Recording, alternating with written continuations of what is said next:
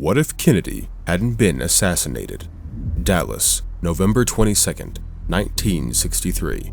The presidential motorcade moves slowly through the streets. In the crowd, children hold handmade signs and a marching band plays. In our reality, 3 gunshots. But in this story, the rifle misfires.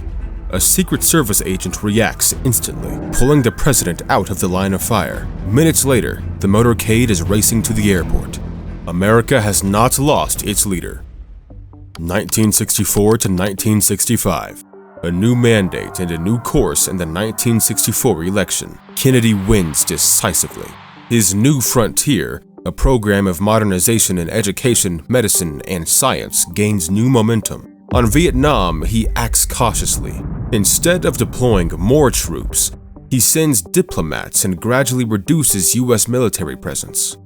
Young Americans receive no draft notices, and instead of anti-war marches, the streets fill with student science clubs and civic initiatives.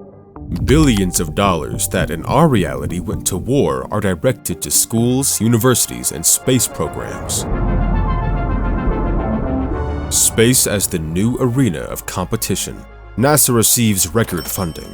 Apollo 11 lands on the moon in 1969, but this is only the beginning. The president announces an ambitious goal to land a human on Mars by the mid-1980s. In cooperation with the USSR, the first experimental orbital stations are launched.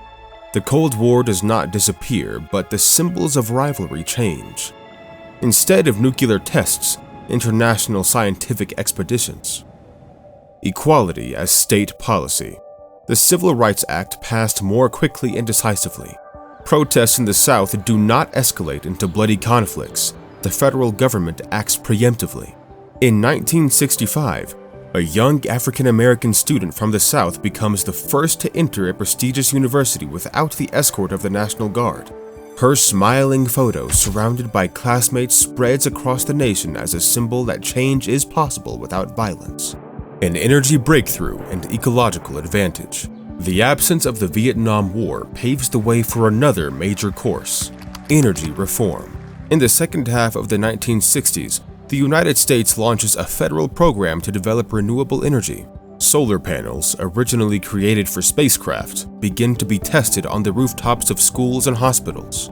The first offshore wind farms are built, and cities invest in electric public transport and high-speed rail. When the oil crisis erupts in 1973, the United States has already partially transitioned to alternative sources. The economy avoids shock. Energy conservation and diversification make the country more resilient. America becomes a leader in green technologies decades before it becomes a global trend. Medical revolution.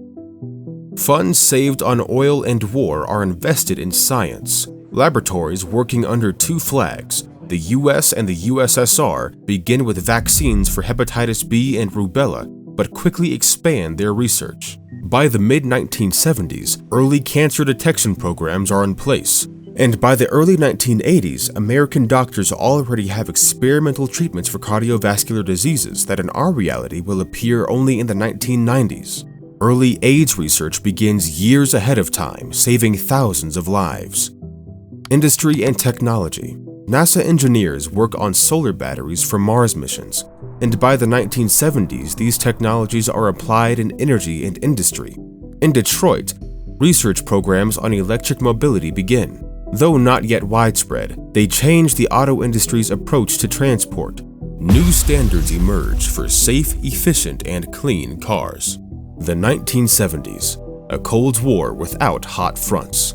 The USSR remains a rival, but Kennedy implements a model of controlled rivalry. In 1972, a joint press conference of cosmonauts and astronauts is held in Moscow. Photos of smiling people in different spacesuits spread worldwide, and the UN receives a new boost. Under its new auspices, the International Climate Council is created, with scientists from over 50 countries. Culture without post-traumatic shadow. The absence of war and the shock of losing a leader changes the nation's mood. Music retains its protest spirit, but is filled with faith in the future. Hollywood makes films about space exploration and medical breakthroughs, not just about conspiracies and assassinations. The later years of the presidency. At the end of his second term, Kennedy opens the International Center for Peaceful Technologies in New York. Scientists from all over the world work there on projects in education, medicine, and energy. The slogan on the wall, "If we can reach the moon, we can build a world without hunger." 1985, a moment we never saw. The first joint American-Soviet crew lands on Mars. Among them is an astrophysicist who once became a symbol of educational change, and a team of engineers who grew up on NASA programs of the 1960s. They transmit to Earth the words that sum up 2 decades of alternative history. We are not here to divide planets. We are here to unite them. The world that could have been. In this reality, there were no thousands dead in the jungles of Southeast Asia, no generation returning from war with scars in their souls. There were universities where those once divided by law studied side by side. Laboratories where former enemies searched for cures shoulder to shoulder. Rockets that carried people to the stars, not warheads across oceans. This could have been America and the world if that shot in Dallas had never been fired.